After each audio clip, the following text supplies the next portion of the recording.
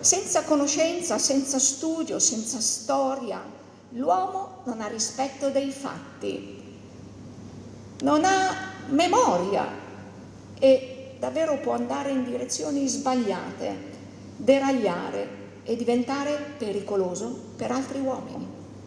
Per questo che c'è Trieste Next, perché noi invece vogliamo studiare, conoscere e informarci. Così Elena Cattaneo, biologa e farmacologa, docente della Statale di Milano e senatrice a vita, davanti al folto pubblico, tanti i giovani, del ridotto del Teatro Verdi nella seconda giornata di Trieste Next. Cattaneo ha pubblicato più di 200 articoli scientifici sulla cora di Huntington, malattia neurodegenerativa. E per sottolineare l'importanza della scienza per evitare derive pericolose nella società, la biologa è partita dagli orrori della Germania nazista, con la sterilizzazione forzata e la soppressione dei malati. Le cosiddette vite indegne di essere vissute.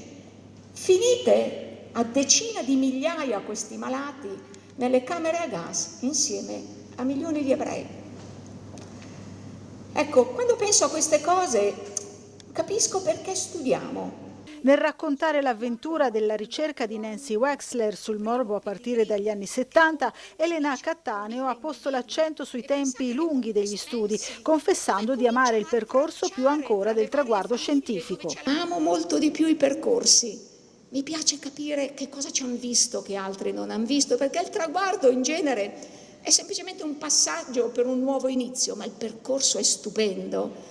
Perché se capiamo il percorso, capiamo il coraggio, la sfida e anche quanti gradini, se ci pensate, nella scala della conoscenza uomini e donne possono salire insieme.